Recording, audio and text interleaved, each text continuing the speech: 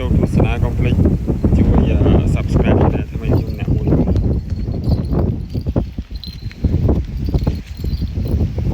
ដើម្បីបានចេញវីដេអូសត្វព្រៃសត្វស្លាបឲ្យបងប្អូនបានទស្សនាលេងហ្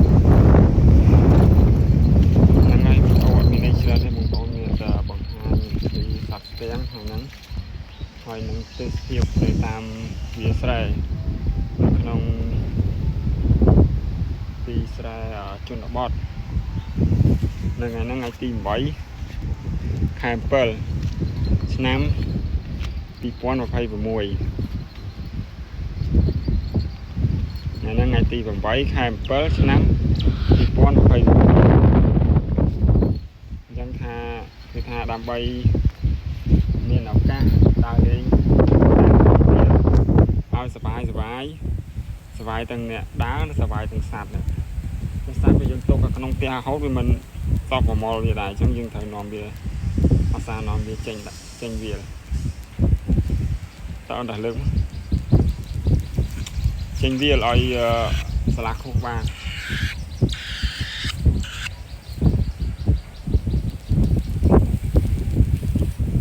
អានឹងសត្វព្រៃឲ្យនៅក្នុងព្រៃតែយើងអាសានាំវាដើរលេងតាមព្រៃតាមវាអញ្ចឹងវាសប្បាយវាអត់ស្អីតែអញ្ចឹងវាអត់ឈឺតែយើងទុកចោលនៅក្នុងផ្ទះអត់ស្អីត្រូវខ្យល់អីច្រើនហ្នឹងក៏ឈឺដែរដូចយើងដែរតែវាអត់សុកវាដែរជឿអត់យើងចាស់វាចឹងថ្ងៃដល់ផ្ទះដើរលេងហូតហើយចាំសត្វនឹងបានឆ្នាំហើយ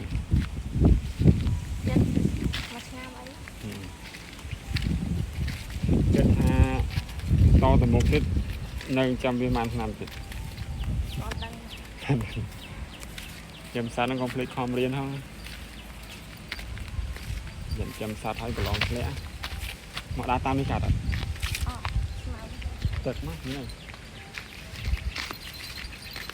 ដែរគេដល់គៀនដល់តាមចូលផក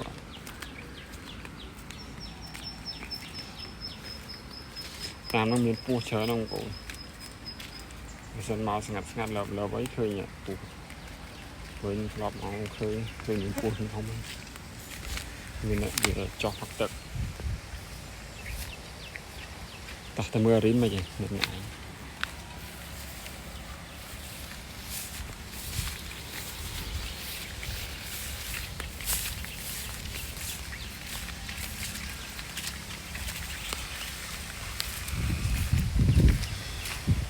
តាមនោះពស់ច្រើនណាស់បងប្អូនមានពស់មែនណាខ្ញុំមកធ្លាប់ឃើញតែឃើញមានពស់ស្រាប់ហើយមកមានភ័យមានដបងទៀតគឺមកកមុនស្ងាត់តាមឲ្យតែមានពស់ហងមកហើយវែងទៀត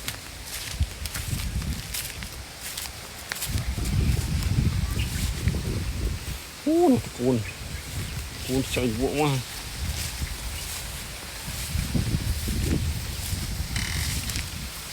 កដើរតាមហ្នឹង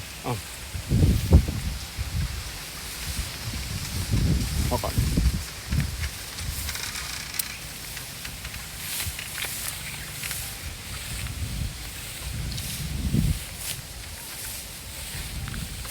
នេះយកអอกមកលេងកើតអត់មានសត្វហ្នឹង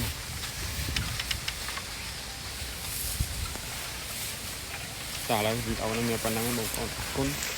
ជូនពរបងប្អូនសំណាងល្អ